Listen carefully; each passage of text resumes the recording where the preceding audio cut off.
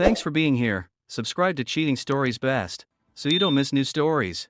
The wife expressed a pure-hearted confession about her. Today's story has a similar plot. Enjoy the show! It was easier than I thought to get into the truck, start the engine, and pull out of the driveway. I was leaving the home I had called my own for 9 years with Connie. We bought it before our wedding and moved in after our honeymoon. Somehow, I thought it would be more difficult to move on, as they say. 10 minutes later, I was on the interstate heading north, on I-45 towards Dallas. There, I would get on I-35 towards then on to Kansas City before turning north again. My destination was Minneapolis. I arranged the transfer, much to the displeasure of my boss. He warned me that in winter it could be cold there and that I would have to clear the snow. I laughed and said that I was used to the cold. He looked at me and shrugged. I left town and started thinking about what led to this. It all started a little over a year ago. A close friend, Anna, came to my office at the end of the workday. She said her car was being repaired and she needed a ride home. To tell the truth, I never needed this woman. I thought she was too demanding. In other words, she was a complete pain, but I tolerated her because she had been my wife's best friend since elementary school.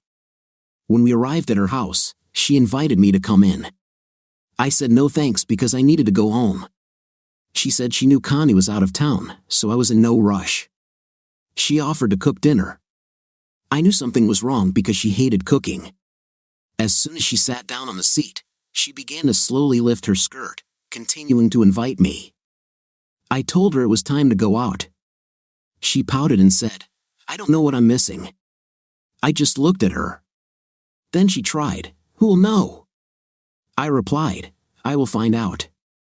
With that, she gave in and smiled. Can't blame the girl for trying. She left, and I drove away without looking back. I guess I should have realized then that it wasn't over, but I was too stupid to think about it. I wasn't going to tell Connie, but I decided not to fall for Anna's tricks anymore. This is what started my journey. I looked around. I had just turned 34 years old. I was 6 feet tall, although in reality it was a little less, but I still said 6 feet. I weighed about 200 pounds and could lose about 10. My hair is short but still brown, as are my eyes.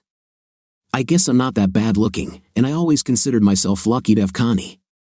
She was a real beauty. She was a little less beautiful than she used to be, long dark hair, dark eyes, full red lips, and a body that was just perfect, breasts that made me drool, and a fifth place that I couldn't keep my hands off. She was still beautiful, but I felt so far away from her. She was more like a stranger or a TV character I'd known for years. So I left her only physically, because I'm not done mourning my lost love.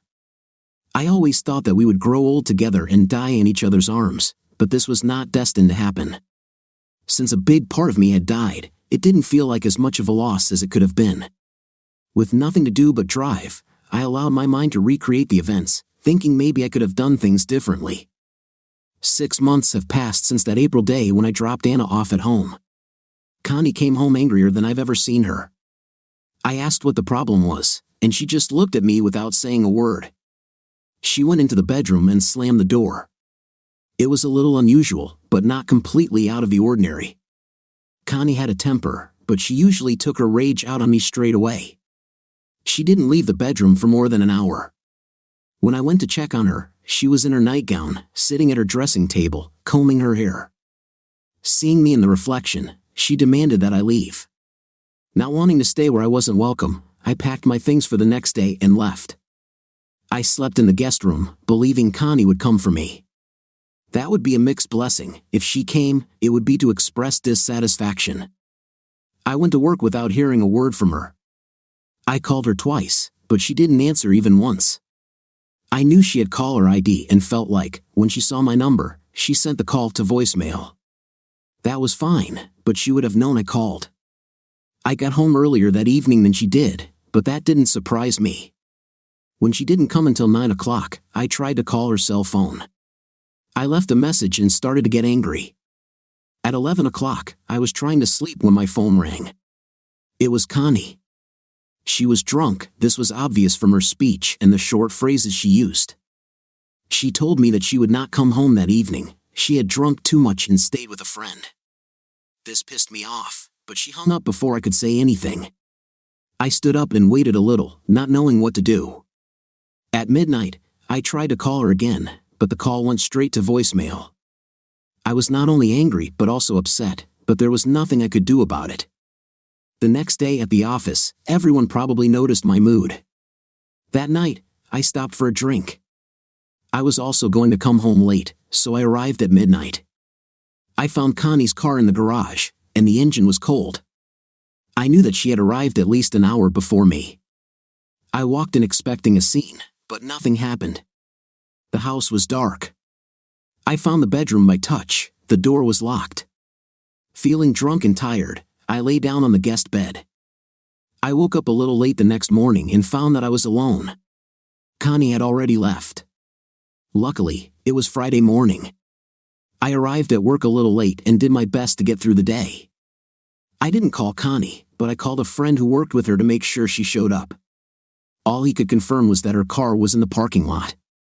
On Friday evening, when I returned home, she was waiting for me. She had a glass of wine and a sober expression on her face. I was met with, "We need to talk." As most married men will attest, this means she is going to talk, and you are going to listen carefully. She began, "Is there something you want to tell me?" Well, yes, there was, but I didn't think it was the right time to tell her.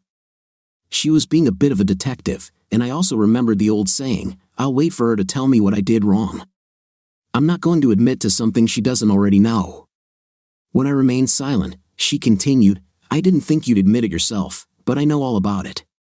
You can't hide it anymore.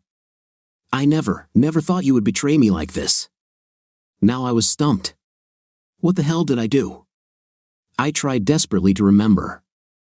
I didn't buy anything expensive. I wasn't planning a fishing trip to the bay. I thought about the date. It wasn't her birthday or our anniversary. What did she mean by betraying her? I had several photos of her without clothes, but I didn't show them to anyone. Thinking of making up a lie to get out of this, I looked at my wife of 8 years and shrugged. I would think about it if I knew what to confess.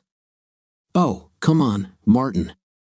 Remember, you thought you got away with it, didn't you? What did you get away with?" "Enough nonsense. You know what I'm talking about." I had no idea, and if she kept talking in riddles, I'd go and get drunk. "Damn it, you're going to stay here until you confess and explain why." "Why what?" I asked. "Why did you do that, idiot?" The word man made it clear that she was really serious, but what did I have to confess? What had I done? I know I can be an insensitive jerk, but all men can be like that. What am I missing? I tried to remain calm. I can't apologize until I know what my fault was. "Oh, mister, an apology won't fix this." Damn, this is going to cost me, I thought. "What will it take, then?" I asked. "I don't know yet, but it will be expensive. Maybe even cost our marriage." This caught my attention. This was serious. I started to think, what the hell did I do? Whatever it was, I didn't plan for it to go this way. She saw what I was thinking and frowned. Her anger flared again. Before I could speak again, she spilled everything. "You thought you could sleep with my best friend and get away with it. Anna is too precious to me to let that happen. She told me everything. I know what you did, and I wonder how many more cases like this there are." I didn't know. I just looked at her like she was crazy. This only made her angrier.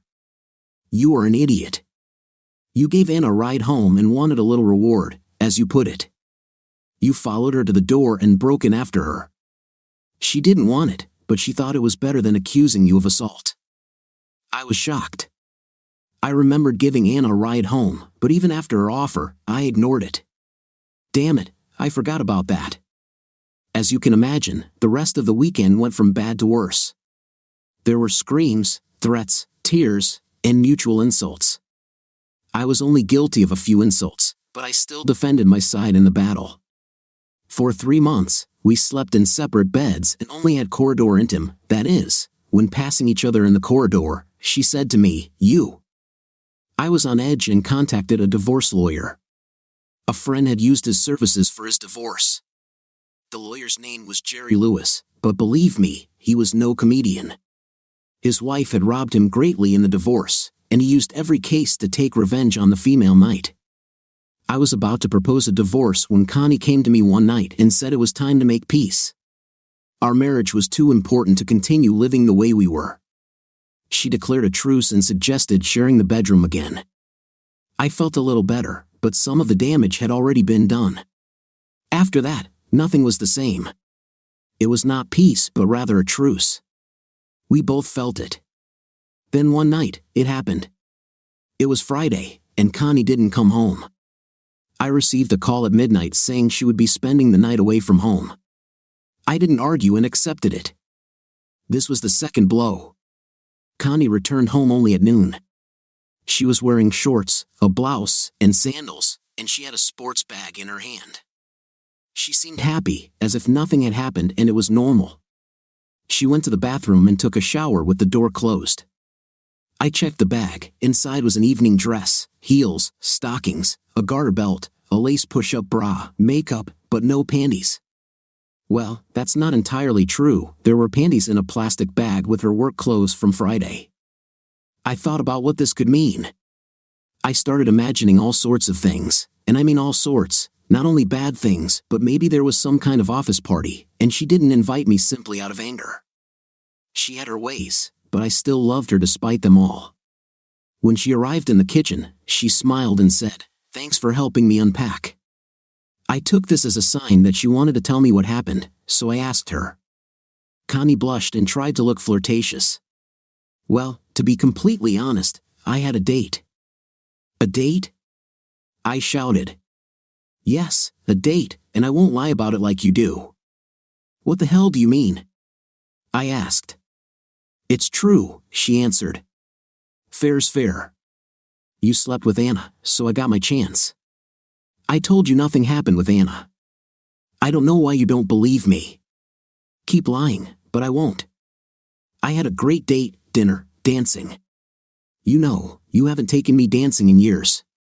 But where was I? She continued. Yes, after the dance, we went to his place. He was a real gentleman. Gentleman? I said. Yes, he was gentle and took his time. He made me feel like a woman again. He made love to me all night. I don't want to listen to this, I said, but I was still sitting at the table. I just wanted her to stop talking. Connie knew she had found my pain point. Yes, he was a great lover. He took care of me in every way. He was really good at intimate. Maybe he could give you some advice. I don't want to listen to this. I shouted. Why not? Don't you want to know that another man can satisfy me better than you? I just don't. What have you done? I asked in a cold voice. I evened the score. How does it feel? I covered my face with my hands and said, I think I'm going to be sick, and I actually felt sick. I had to run to the bathroom because I felt like I was going to throw up. I didn't vomit, and after an hour, the feeling went away. I washed my face and left the bathroom. I took a beer and went out into the backyard. I was sitting, watching the sunset when Connie appeared. I didn't notice her at first. I finally noticed her when she spoke. Isn't the sunset beautiful? It marks the end of the day and the promise of a new tomorrow. I flinched when she spoke because I was a little nervous. I just looked at her and then looked back at the last ray of sun. Yes, let's make this the end of our problems. We can put them behind us and tomorrow our new day will begin. I looked at this woman again and saw her in a different light. How could she be so casual after what she did? Connie drank wine and said, I think we need to make new vows to each other and then go to bed and seal them. I thought it was funny, and I laughed for the first time in many hours. What's so funny? She demanded in a sharp tone. Oh, I don't know. Let's see, new vows? Why? You didn't fulfill the previous ones. Well, man, you didn't fulfill them either. I looked at her with such hatred as I had never felt before. Do not look at me, she said. Then her voice softened. I still love you, and I want all this to be behind us. Go to bed. I need you and I want you. Damn it, you're a crazy woman. It's woman again. What does this mean, Martin Raymond Jameson? Connie went into mother mode, using all three of my names. She knew it made me angry. That means I'm not going to go to bed with you. Go back to your Mr. Big. You said you liked him better than me. I love you, Martin. I just had a night with him, she said, her voice trailing off. Get all your intimate from him. Oh, I understand, I said. I took a bath. You know I'm clean. I stood up and headed to the bedroom. She followed me. I think she thought we would fall into bed and make passionate love, but that didn't happen. I gathered most of my things and took them to the guest room. She followed me, cursing, but I ignored her. Then I moved my things from the bathroom. As you can imagine, it was a cold Saturday night in Houston and an even colder Sunday. I accepted the facts and went to work. It was time to do something. I worked on a translation and turned it over to lawyer Jerry Lewis. I'm sure he was delighted with the matter. That was a little over 2 weeks ago, and now I'm heading to Minneapolis alone. The road was lonely, and I felt the loss more than I could have ever imagined. I had planned to drive all the way to Kansas before stopping, but I decided to go straight instead. It wasn't because I wanted to, but because I was afraid that if I stopped, I might change my mind and turn back. After 20 hours, I arrived in the city, ready to sleep. I found a hotel and checked in. It was Saturday, so I paid for 2 days. I wasn't supposed to be in the office for a week, but I didn't want to sit in a hotel. Everyone in the office was surprised to hear that I was leaving alone. They offered to have a farewell dinner for Connie and me, but they understood when I explained. I was a little surprised that the news didn't get to Connie, but she was actually surprised when I left. I had planned to leave before she got home, but due to a last-minute sale and her arriving a little early, I had to deal with her. I checked my phone, knowing there would be no call. I bought a cheap mobile phone and transferred my number to it, then got a new number for the iPhone that I carried with me. I left my old phone hidden under the sofa in the living room. If Connie tries to call, she'll find it. I smiled, but it was a sad smile, wondering if she tried. Maybe she was in Mr. Big's bed while I was sitting in a hotel up north. I had to push that thought away. Having nothing better to do, I went looking for a new office. Finding one turned out to be easier than I thought. I thought all cities were like Houston, but it turns out they aren't. At dinner, eating alone, I realized that I needed a place to live. An apartment would do, hopefully at least partially furnished. Monday came, and I was sad. I thought leaving Connie would make it easier, but it turned out differently. It's hard to explain, even though I was angry at her, it was comforting to know she was in the house. I had to come to terms with it, so I did everything I could and went to work. They were waiting for me, but not in the morning. I met my boss, Bill, and his secretary, Jackie. Jackie was an attractive woman, perhaps in her 50s. She dressed well and was very professional. It was not only her smile that caught my attention but also the stone on her ring finger. I noticed it not because I liked it but because of its size. If it was real, a man who could afford it wouldn't need her income. As it turned out, she was married to a very wealthy man who allowed her to keep her job. She had worked for the company for over 15 years, taking over the position when her children entered high school. Bill asked if I had found a place to live. I answered no.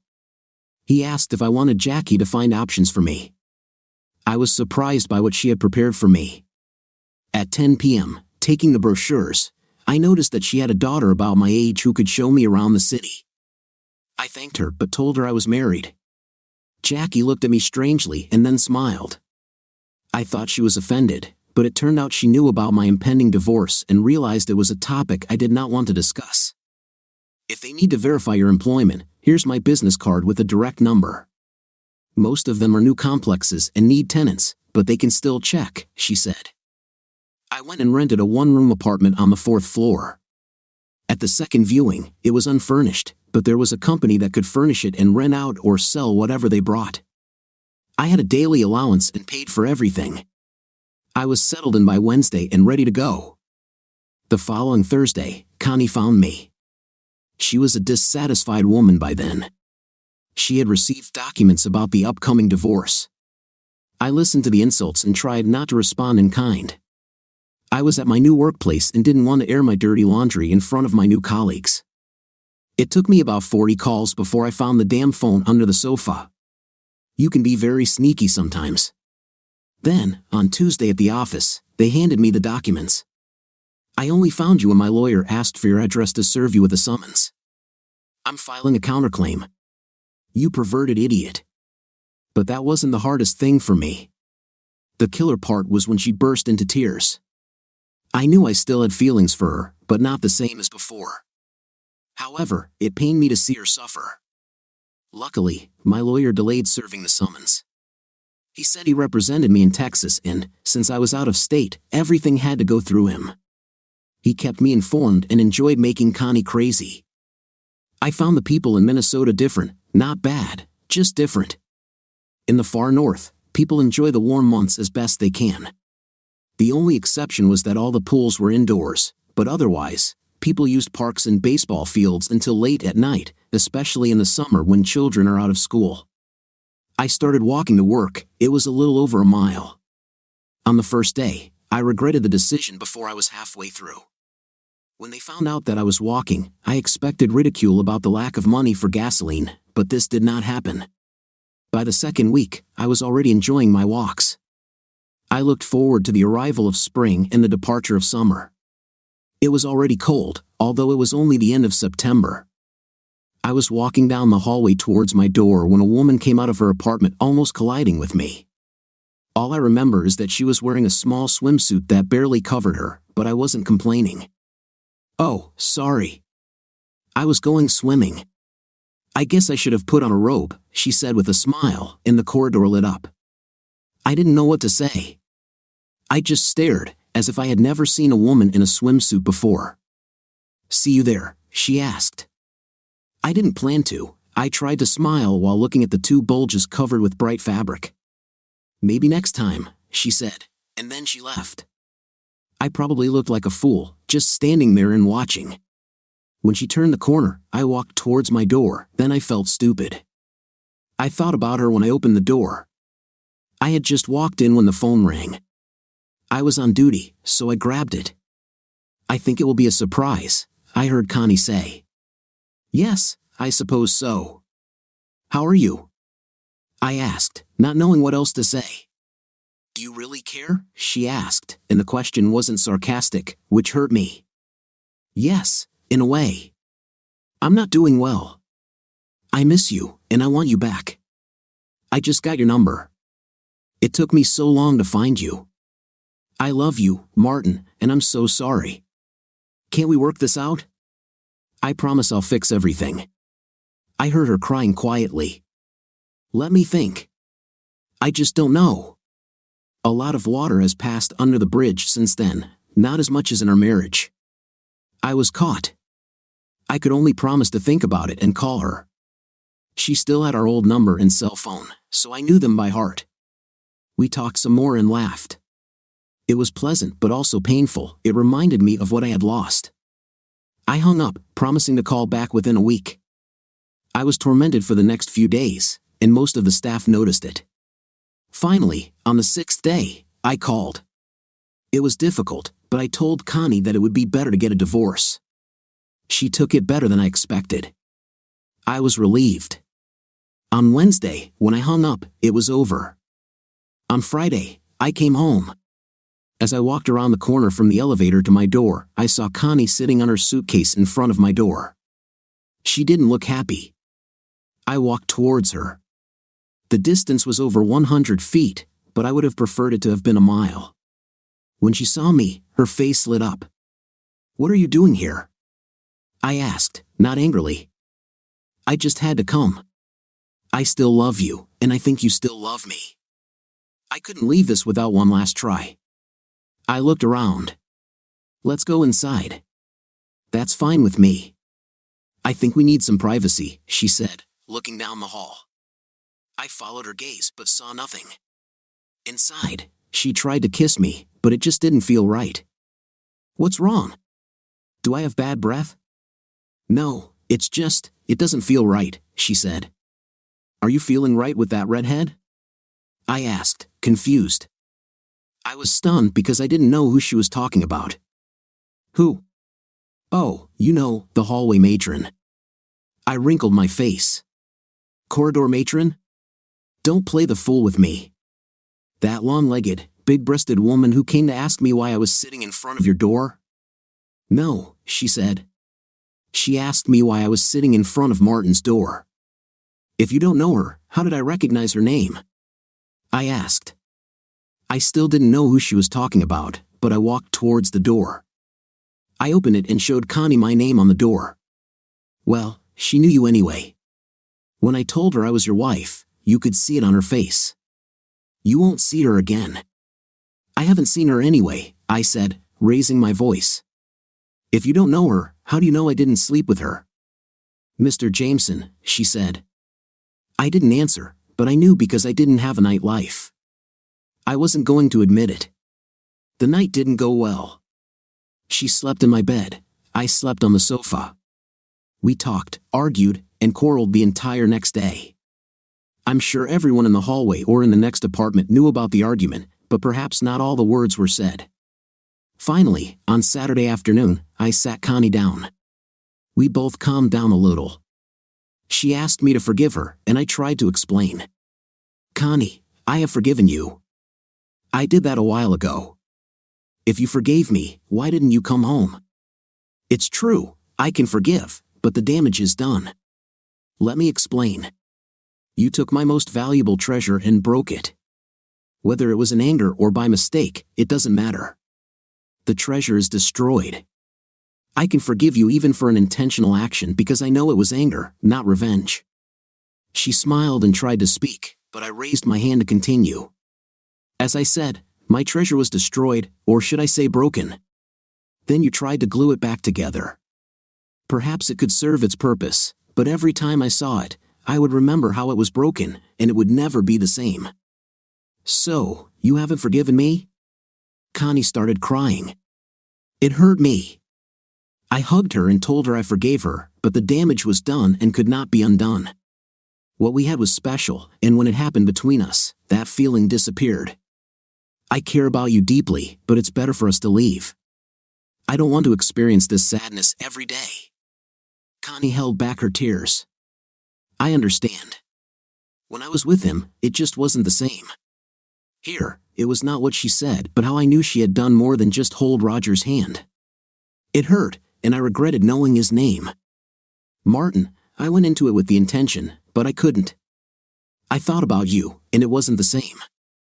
So, you understand what I mean? I asked, not wanting to go deeper into this topic. Yes, but trust me, I'm telling the truth. Nothing happened, Connie said before bursting into tears again. I hugged her with a broken heart. I felt all the pain again. At that moment, the truth didn't matter, it was over and done. The damage was done. I knew in my heart that she slept with Mr. Big or Roger, but I wasn't angry, just hurt. I drove Connie to the airport on Saturday night and walked her through security. Then I went home, feeling tired, exhausted, and empty. I walked down the corridor to my door, it felt like the 100 miles I had dreamed of. Last Friday afternoon, I was just a few doors away from my apartment when she came out. It stunned me. I stopped in place and looked at her. It was the same woman I had seen in a swimsuit. I looked her up and down and only then did I notice that she had red hair. I look so bad, she said with a smile.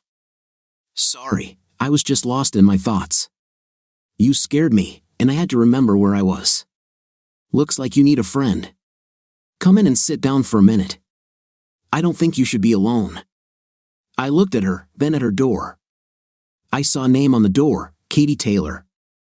How many times had I passed her door and not read it, even after seeing her in a swimsuit? I followed her to her apartment, mostly because I didn't want to be haunted by Connie's ghost in mine. Katie had a cozy apartment, not only in temperature but also in atmosphere. A few minutes later, we were already drinking wine. I looked into her beautiful green eyes and asked, "Are you the same hallway matron?" She smiled and said, "I'm sorry. The wine is starting to work. You may not know it, but Connie called you a." I don't really know why I said it, but I did, I admitted, feeling guilty again. She smiled over her glass. I hope this doesn't make you think less of me. No, not at all, but I can't say the same about my future ex-wife. It doesn't matter, she smiled again. I just looked at her smile and felt warmth throughout my body. Thinking it was the wine, I just accepted it. The next thing I remember was the smell of coffee and bacon. I was hungry because I hadn't eaten all Saturday. I looked around. I wasn't in my bed. I was only wearing shorts and a t-shirt. I looked at the other side of the bed. It was untouched, and my trousers and shirt lay at the foot of it. It took me a minute to realize where I was, Katie's bedroom. At that moment, she entered the room, looking cheerful with bright eyes and that same gorgeous smile. It's good that you woke up. If the coffee and bacon hadn't woken you, I would have called the paramedics. Where did you sleep? I asked, confused. On the couch. I like women, so you were safe, she said with a smile. Just kidding. I slept on top of you all night, she added. I didn't know what to say. Her smile still lit up the room. Mom said the way to a man's heart is through his stomach. I always thought otherwise, but since you got up for food, I'll have to reconsider. The bathroom is there. I put away my tights, panties, and bras. You'll be safe while I'm making breakfast. I hope bacon, eggs, and toast will do. It felt strange to shower in her bathroom, but the water was refreshing. I went out, dried myself, and put on the same clothes, but I still felt better. We talked at the table. Katie was easy to talk to and be around. She apologized for putting me in her bed but decided it was easier than dragging me home. She assured me that women were people too, not that there's anything wrong with that. The day went well, and I felt better. When evening came, I went to my room to change clothes and take her to dinner. I found a dozen calls from Connie on voicemail. I ignored them. On Tuesday, I received a call from my lawyer. Connie decided to play hardball, he said. I told him about my suspicions that she was having an affair with a man named Roger. This didn't surprise him. Roger Smith? He asked. All I knew was the name Roger. Jerry told me that they checked Connie's phone records for the last 6 months and found many calls to a number belonging to Roger Smith, the man who was in Barton's immediate superior. After that, he told me not to worry, thinking that the lawyer's tactics would make me come to my senses. Connie stopped calling, and I was glad about it.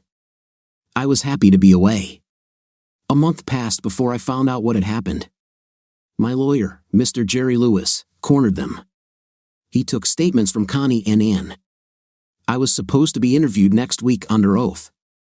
During interrogation, Connie stated that she did not commit adultery and that it was just a story to make me think she did.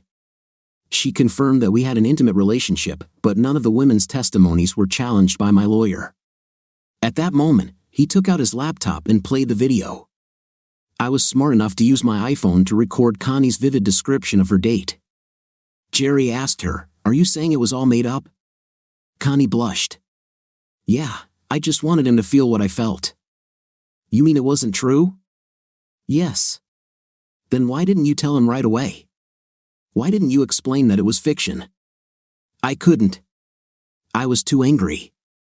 I wanted him to suffer." "And you think that's fair?" "Yes." And confirmed that Martin never propositioned her for a night and that she just wanted to help her friend with that. Jerry proposed a deal. Connie had to agree to a divorce without alimony, and they both had to pay half of his fee. After an hour of discussion, Connie agreed to my lawyer's terms.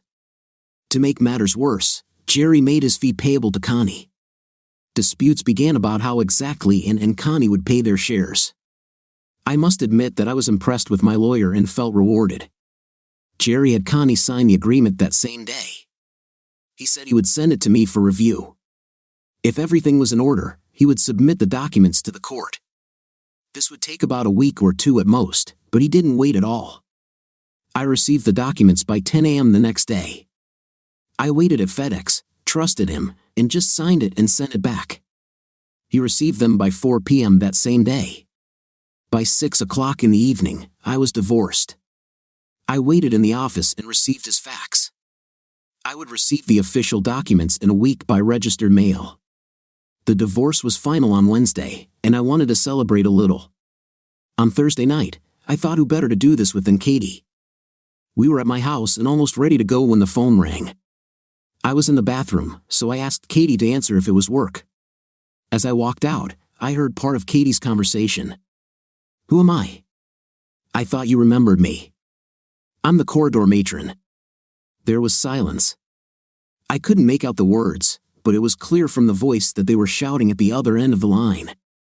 "Glad to hear from you." "Yes, that's nice. Now how can I help?" More screams. I just stood there, trying to understand what was happening. "Well, I can call him if you want."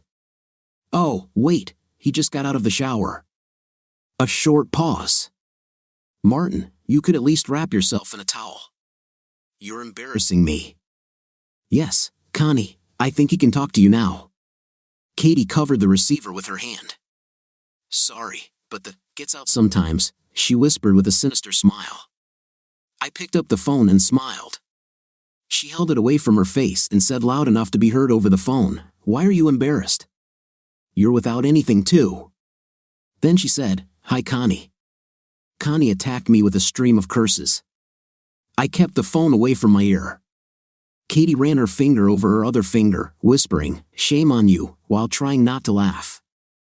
Connie said we were still married and she had changed her mind. She was going to come and make me realize that she still loved me. She commented on the redhead with a snide remark, calling her a destroyer of families. When I finally got a word in edgewise and explained that we were divorced, she didn't believe me. I told her to check, but as far as I was concerned, we were done. She repeated the threat to come. I finally said goodbye while she was still screaming. Damn, it felt good, well, at least for a minute. But then it hit me a little harder. Katie seemed to understand. We went to dinner and then came back to her place. She said it might be better if I moved to another apartment. She offered to take care of it in the morning while I was at work. I found out she was working as an assistant manager to lower her rent. So the next day, I was in the apartment next to hers. We shared a balcony, but she said I was safe. There was a 30-inch high metal railing between the two landings. The next day, I received a call on my mobile. Connie was sitting in front of my old door. The manager, knowing the situation, showed her an empty apartment and swore that he did not know where I had moved. I was later told that this was not entirely true because Katie had not yet changed the papers. Connie was not going to give up and said she would wait for the hallway inspector and sat down near Katie's door. It took a manager, security, and police to force her to leave. That night, I snuck in and went up. I knocked on Katie's door to ask if I had moved. She gave me a new key and then handed me a basket of clean clothes. How embarrassing, she had washed my clothes, including my underwear. I commented that I didn't buy a washer and dryer because there was a laundry room in the basement. Why buy when you can rent? I joked. Katie smiled. I think it's better to own one. You don't know what was in the dryers down there, and you won't find someone else's sock in your dryer. She replied. Somehow, it seemed to me that she wasn't talking about the washing machine. But she offered to let me use hers anytime I needed. I suggested we have dinner again, but she said we had already been to the restaurant the day before. She cooked dinner, well, actually, she just put it together. We ate salad and sandwiches. She really decorated them beautifully, and they were delicious. Later in the evening, we sat on the balcony and watched the light snow begin to fall. It turned into a storm that delayed all the planes. Connie was stuck at the airport for 36 hours. Up until now, Katie and I had not been close. I kissed her, but that was all. I enjoyed her company and thought about her often. I was just afraid that I wasn't ready for a relationship yet. 3 weeks passed, and I invited Katie to a company Christmas party. She looked amazing. She wore a black sequin dress that hugged her body. It reached her ankles but was cut at the sides to reveal black stockings. Her feet were adorned with high-heeled shoes, and her hair was tied up. Her makeup looked professional, and she wore a diamond pendant and matching earrings. I just looked at her and whistled, "You're gorgeous. I hope I can keep you at the party."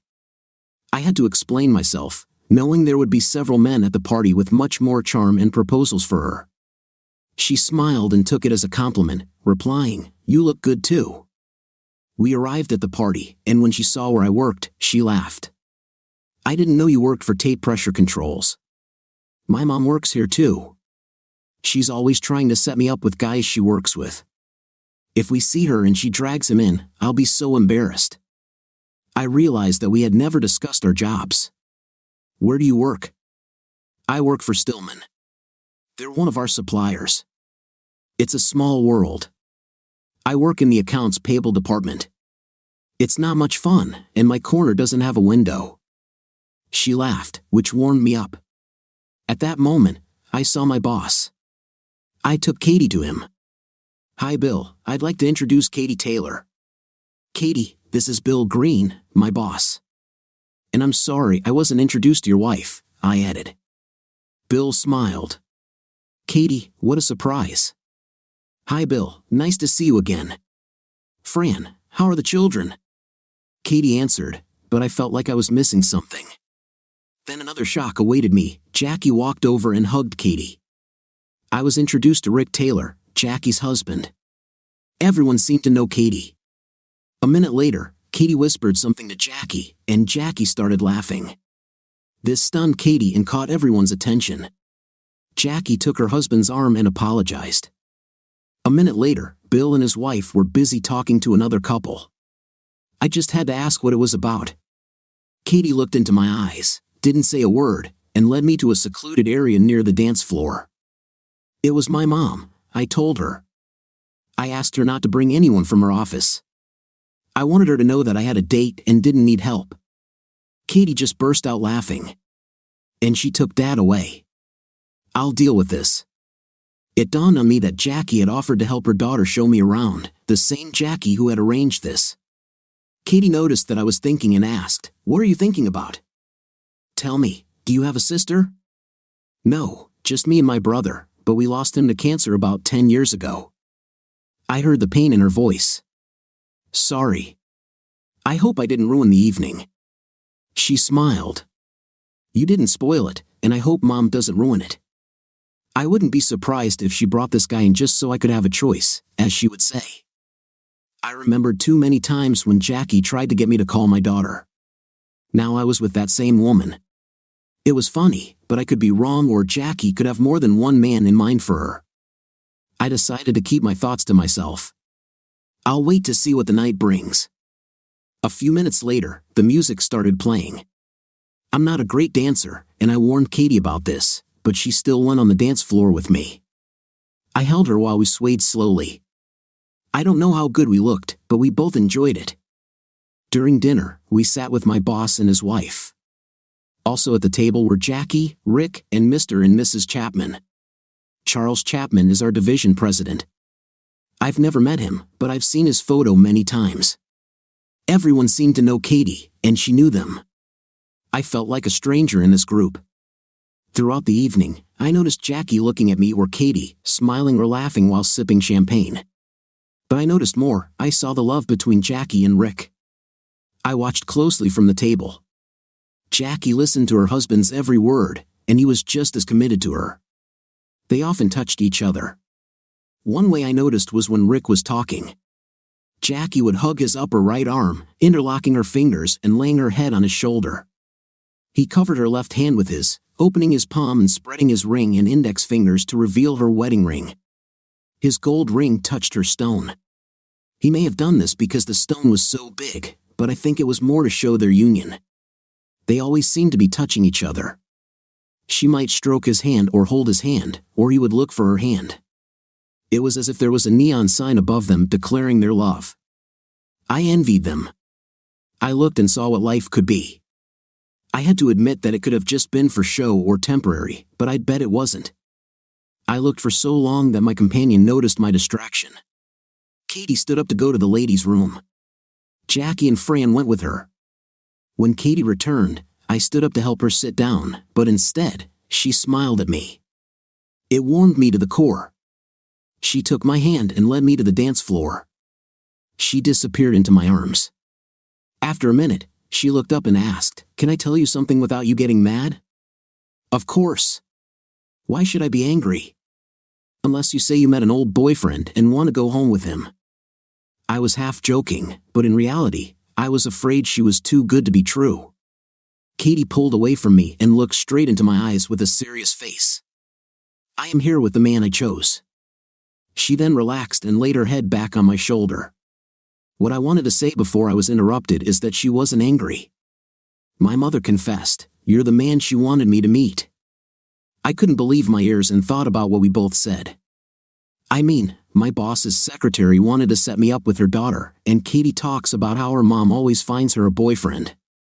We both thought it was funny. I'm glad I met you, Katie. I only regret that I didn't agree to your mom's proposal on that first day. I was sincere in my words. As we danced some more, I was captivated by her charms. After a few minutes, she whispered, "What were you so busy with at the table?" I answered honestly, without thinking, "I was a little jealous watching Jackie and your dad." I felt her tense up a little. "I didn't know you liked older women. This is not about your mother. I'm jealous of your father now." It sounded funny. I understood how this could be perceived. I mean, I'm jealous of the love he has for your mom. "So, you're not gay?" she laughed. "No, not at all. And I'm surprised you can't understand that." I can understand it because I feel it in my stomach, and it feels really good. I see what I'm missing by not having a woman who loves me the way your mother loves your father, or the way he loves her. I want a woman like her. She looked at me with her beautiful green eyes. Even when the insecurities sometimes came out, I smiled at her and lightly kissed her forehead. As long as it's directed in the right way. We continued to dance to the music, and I could feel her soft breathing as her chest rose and fell against me. "I know, but sometimes..." She asked quietly, "Even then, what more can I ask for?" "I want you. I want to know you, all of you. I want to be everything to you." "Everyone," she whispered. "Yes, your woman, your lady, your lover, your slave, and your queen. Your friend and the one with whom you share your hopes, sorrows, joys, and dreams. I want to be the one you wake up with and the one you kiss goodnight." I was stunned and flattered. I had strong feelings for Katie. I realized that's why I never tried to get her to bed, but at that moment, I felt a burning desire. I looked at her. "I like the list, but you forgot something." She thought for a minute. "Wife? You forgot your wife." Our dance stopped, and we kissed. We were still kissing when the music stopped and the dancers started clapping. This broke our kiss, and we looked back to see many people smiling at us. I took her hand, and we found a secluded place behind a flower pot. I kissed her again, almost out of breath. "I want to make love with you." She looked up and said, "You can't do this tonight." I thought, great, she's on her period. "You can't do this because I'm not wearing anything." It had an immediate effect on me. I kissed her deeply, and she responded. After the kiss, I looked into her eyes. "Are you saying that between me and you now, there's only this thin dress and your clothes?" She reminded me that by then, the music had stopped and the orchestra was taking a break. We returned to the table. Her mother looked up with a slight smile. "Oh, there you are. We thought we would have to send out a search party." Everyone at the table laughed as if they knew why we were gone. Something had changed. As we listened to the conversation, I felt Katie's touch. She did many of the same things her mother did. I wondered if it was instinct or learned. I didn't care. I just wanted her touch, and I wanted to touch her. We often held hands at the table, sometimes intertwining our fingers. At the end of the evening, Jackie made a final toast. Mothers sometimes know what they're talking about. She looked straight at Katie as she said those words. Everyone at the table agreed, raising their last glasses. Katie hugged everyone at the table, and I shook hands with all the men. We went to pick up my truck. I had used valet parking. When the valet pulled up and held the door for me, I ignored him. I walked around the truck and opened the door for Katie. I helped her sit down and even fasten her seatbelt. I took time for a kiss. I wanted to leave for several reasons. One was the line of people behind us waiting for their cars, and the other was my desire to be alone with her. I tipped the valet, and off we went. We had barely left the area when I felt her hand on my leg. I really enjoyed this evening. I don't want it to end. I took her home. She didn't say a word as I stopped at my door and let her inside. A moment later, we found ourselves in a dark bedroom. I kissed her. I had to break the kiss to take off my clothes. I won't go into details of our night, it's too personal. Let me just say that we expressed our love more times than I have fingers on my hands. We fell asleep closer to morning. I woke up seeing her next to me, kissed her tenderly, and ran my hands over her without anything body, which was covered only by the sheet. After that, we made love again, lying together. Afterwards, I made a startling discovery. She began, "It was so wonderful. I never thought it would be so satisfying." I had to ask, "What do you mean?" She smiled at me. "I have never felt a man like this before." "Never had an intim?" I asked. "Not in this way.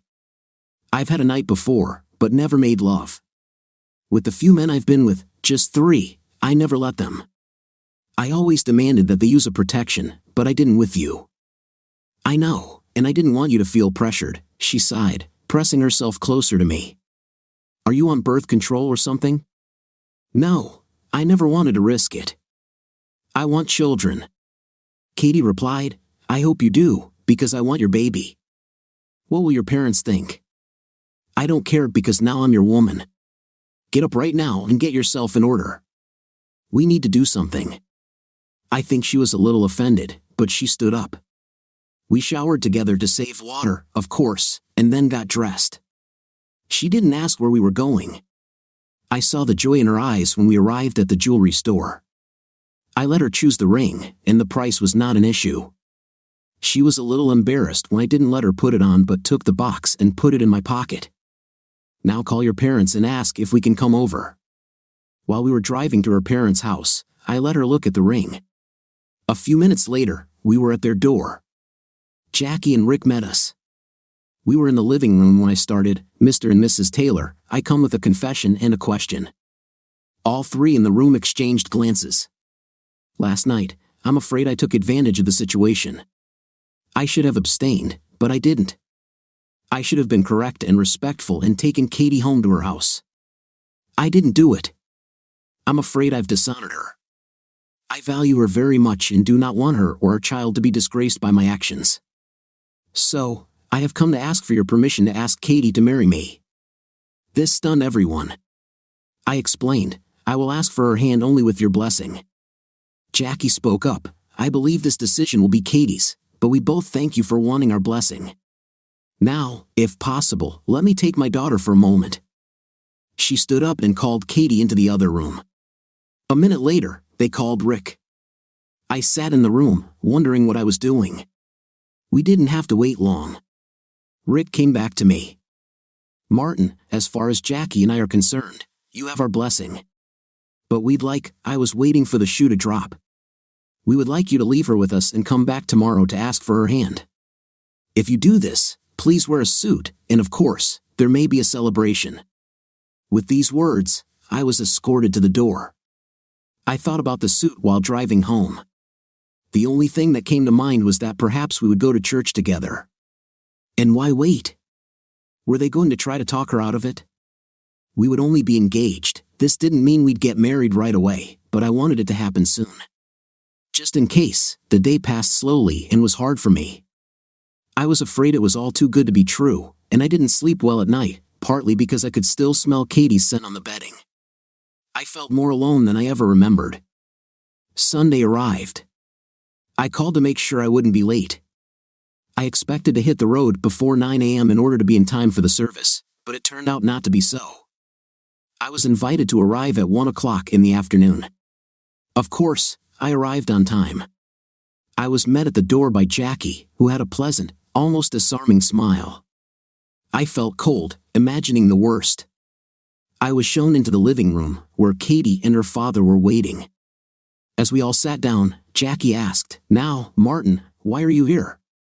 I looked at Katie and realized how much I wanted her in my life. Her absence last night was still too vivid a memory for me. I have come to ask your daughter to marry me. Mrs. Taylor smiled. You have our blessing, just like yesterday. Do you want some privacy? As if on cue, the two left the room. I walked over to Katie, who was sitting on the couch. Her hands were on her knees, the right hand covering the left. I sat down next to her. She turned, changing the position of her legs slightly, and her knee touched mine. I looked into her beautiful green eyes and asked, Katie Taylor, will you be my wife? I opened the box with the ring inside and was surprised to see only the wedding ring left. I looked back and saw Katie holding her left hand with a ring on her finger. She kissed me and whispered, yes, yes. And please don't be mad when I tell you I just had to wear it. I'm glad I did because I felt so lonely last night. I was afraid that Mom scared you away. There were tears in her eyes as she finished her sentence. We hugged for a few minutes before Jackie appeared at the door. Can we join you? When they returned and sat down in the chairs across from us, Jackie smiled at her husband. He smiled back and extended his hand to take hers. She had a twinkle in her eye as she began. I see the answer was yes, but I knew this would happen. The only one who doubted was Katie. She thought I might be too demanding. Having said this, she smiled at Rick. She's not the only one who thinks I go overboard sometimes, but he always lets me have my way, Jackie said. Yes, and I want to thank you both for your understanding. I will do my best to make your daughter happy. I'm sure about it. I knew you were right for each other at first sight. Martin, I tried to bring you two together but failed. Since you found each other on your own, this only confirms my opinion. Now, to the situation, are you saying that you have dishonored my daughter? Jackie asked, raising an eyebrow. Yes, and I apologize to you and to her mom. This is our business, Katie said, blushing. Rick simply smiled and shook his head. Jackie had no intention of stopping. Are you afraid that there might be cause for concern? Please, Mom, Katie agreed that I could speak my mind. So, do you have any reason to worry? I felt my ears get warm and my hands sweat. Yes, madam. In a fit of passion, I didn't use protection. And then I found out that Katie wasn't using birth control. You are absolutely right, Katie said. I was never on birth control or anything like that, and I'm proud of it. But you must not have used protection. Her father sat in his chair, rolling his eyes and shaking his head, but he still held Jackie's hand. No, madam, I didn't use it. You said you love my daughter and don't want her to be disgraced, Jackie said. That's right, Mrs. Taylor, I said. As I said this, Katie kissed me on the cheek and rested her head on my shoulder. She extended her left hand and raised her fingers, looking at the ring on her finger. Jackie's face lit up.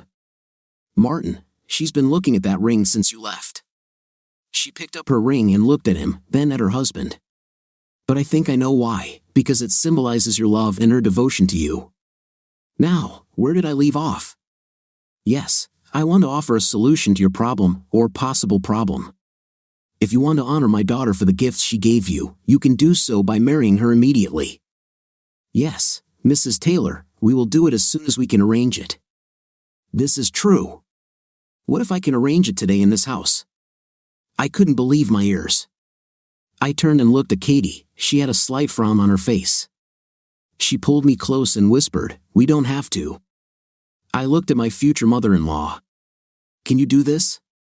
Yes, I can, but it will be your decision.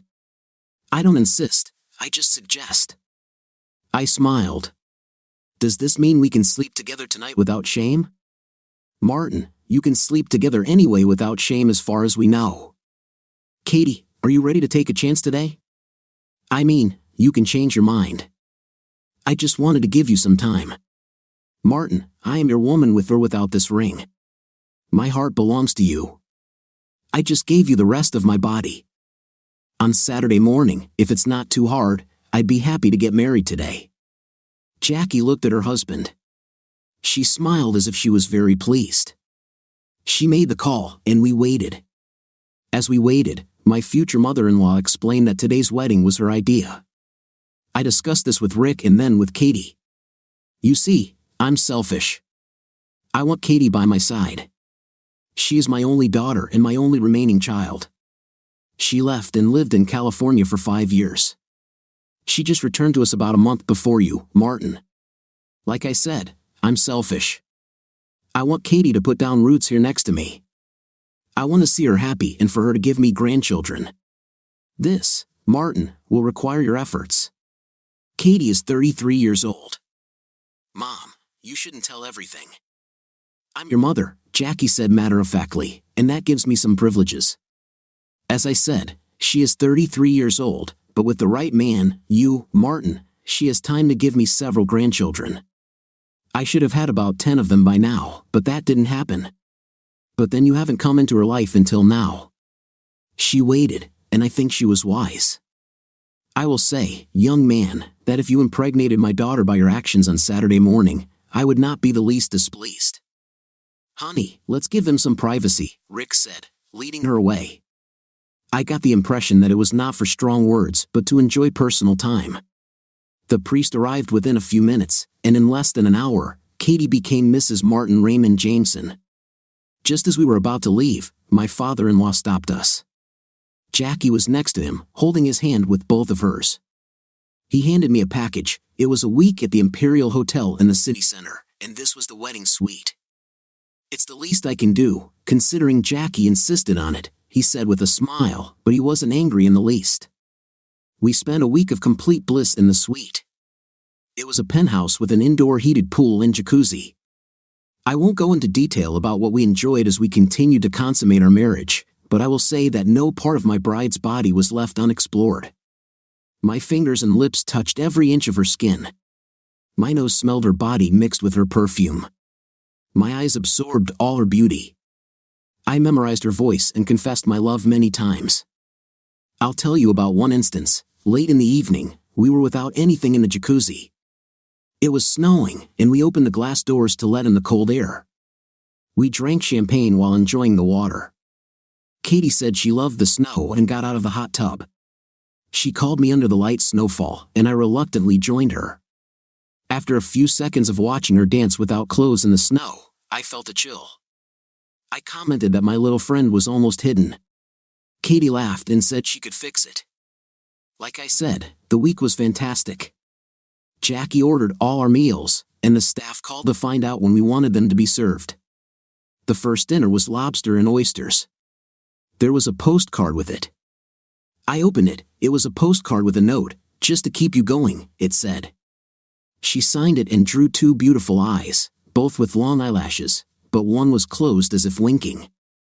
My first week back, my boss called me into his office. I wondered what I had done. Jackie was waiting for me there. "Martin, I want to talk to you and ask you for a favor." "I will do everything possible."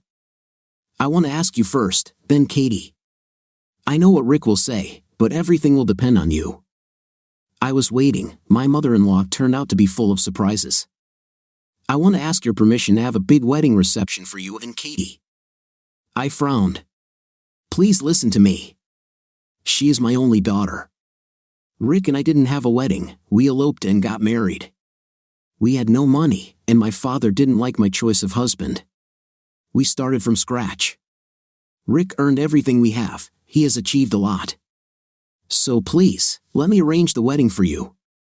If you agree, I'll talk Rick into getting you another week or 2 at the Imperial or a trip to Hawaii if you want." I could see that it meant a lot to her. I smiled. "I'll let you and Katie handle this." She came up to me and kissed me on the cheek. "I will achieve my goal. I'm her mother. I know how to use guilt." "Thank you, Rick. You are amazing, and I couldn't be more proud of the man my daughter married." She turned to leave but looked back at me. "Did I tell you I'd be an interfering mother-in-law?" Everything was decided, and the wedding was to take place on our 6-month anniversary. While we waited, we enjoyed family life and explored all the delights of marriage. We moved into Katie's apartment and left mine. We saved everything we could because we were going to buy a house. This was part of our plan. The day came, and we were going to get married again. During the ceremony, the pastor gave a short speech. Friends and family, we are gathered here today for a special occasion. But what some of you may not know is that this is just a confirmation of their vows. 6 months ago, I had the honor of pronouncing Martin and Katie man and wife. They wanted to be together and not bring shame on their family. Now you know. Let's get started. The wedding was great, and we got another week at the Imperial.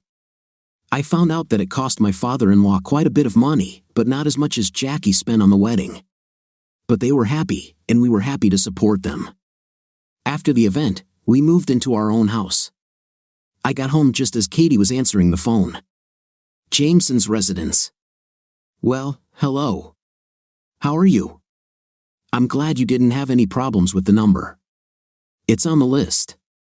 Sorry to hear that. I only heard one side of the conversation. Yes, I'm glad you understood that. Oh, it wasn't that difficult or expensive.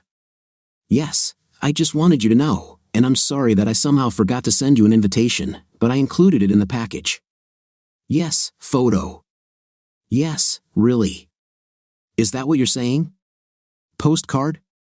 Yes, I thought you should know. In fact, you were the first to know about it. Martin has just arrived. Do you think I should tell him this is true? Well, we have a lot to talk about, so I'm going to have to hang up. Connie, call again, it's always nice. Well, don't say that. I was a perfect. Yes, I understand how you feel, but I really need to go. Martin looked at me with sleepy eyes. Who was that? I asked, dumbfounded. Just Connie, whatever her last name is. Katie smiled as she dialed the number. What are all the area codes for Houston? Within a minute, all calls from Houston were blocked. What was that about? Katie smiled at me.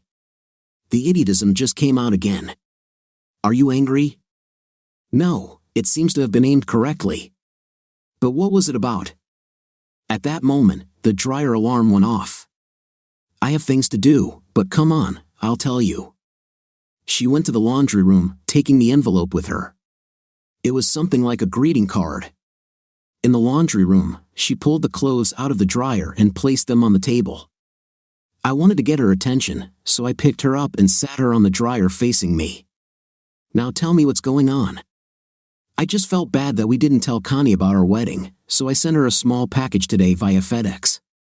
I didn't expect her to receive it today, but it doesn't matter. Carry on, my love. In the package was a newspaper clipping about our wedding. Well, the ceremony, Mom really described everything beautifully, didn't she? No distractions, I teased. I sent the remaining invitation with her name on the envelope, explaining that it had simply gotten lost, and I sent a photo of you and me at the altar. I hope there are no voodoo queens in Houston. She'll pay them to turn me into a toad. I do not believe in that. I also put one of each color of napkin in there with our names on them, and finally, I included a card. As I said, I had planned for her to receive it tomorrow. It was a postcard. Katie handed me the card she had taken with her. I opened it, and it was an announcement of the upcoming birth of a child. I read it and learned that Jackie had bought the cards the day before our wedding. Sorry, I wanted to tell you first. She just called before you got home. I didn't care, I wanted my wife. I made love to her right on the dryer. As we finished and caught our breath, a thought occurred to me. You know, Connie will see the ceremony date and due date and think we should have gotten married. But what do we care about that? We know the truth, and besides, the truth is not important to her. She's unhappy, and I helped her with this. I just want to rub in what she lost. Later that evening, I had another thought. Should I send a thank you card to Ann Baxter? What do you think of our story today? In my opinion, the wife should have broken all ties with her husband before going on a date and offending him so much. Tell us what you think in the comments. See you in the next video.